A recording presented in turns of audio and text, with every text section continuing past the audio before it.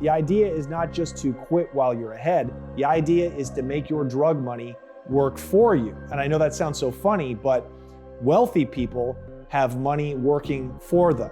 Most people work for money. The wealthy have assets that are building wealth and making them money all of the time. Passive income. That was my whole goal. I knew this. I knew what a great and unique opportunity I had by sitting on all this money. I knew that this was my shot to build dynastic wealth. And if you look at the history of this country, I'm talking about the Roosevelts, I'm talking about the Kennedys. You can trace their origins of their wealth back to drug dealing. With the Roosevelts, it was grandfather Roosevelt. It was Teddy Roosevelt's grandfather, who was a big-time player in the opium trade during the Chinese opium wars of the mid-19th century.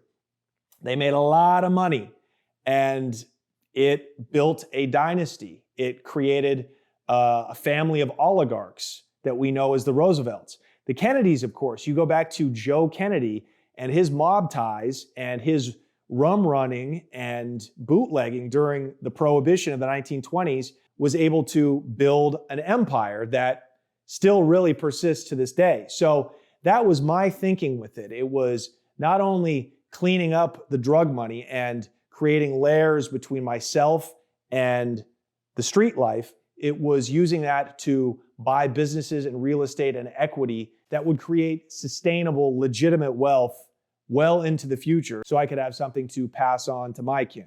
And that is the goal of the gangster. At the end of the day, it is to not be a gangster.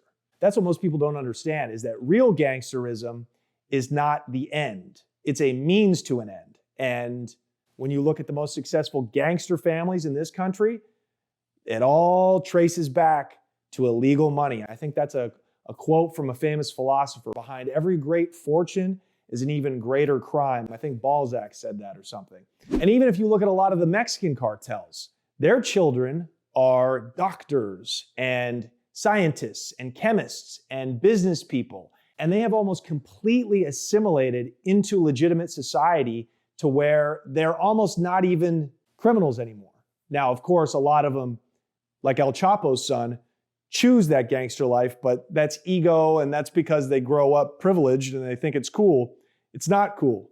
The coolest people are the ones who you never hear about, who get away scot-free and turn that illegal money that originated from the street and use it to create a whole other life for themselves and to move themselves up in the class structure. So that's ultimately the point of money laundering. It's to allow yourself to get out of the game.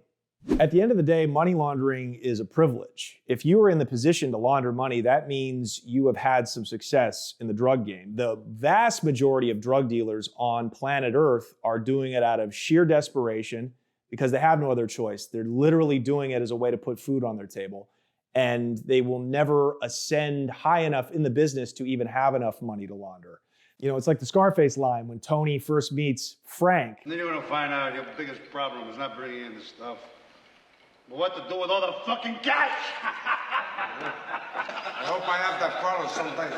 I had that problem. Now, I didn't have a chance to implement all of these money laundering strategies because I got arrested too quick. But if I had to do it again, I'm confident that I have the knowledge and the experience to launder my money correctly.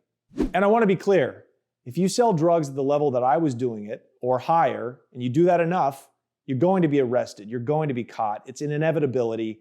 The state, the government just has too many resources dedicated to going after people like that. You're at the casino long enough, the house always wins. So the idea is to stack your chips and put them away. So after you're arrested, you do your time and you come out, you don't have to go back to that life. It's like a drug dealer's 401k plan. You put it away, and by the time you get out and you want to retire, you're able to. And it's built you enough wealth to where you never have to go back to the game. Hey guys, if you like that video, be sure to check out the full-length episode right here. All right, we'll see you later.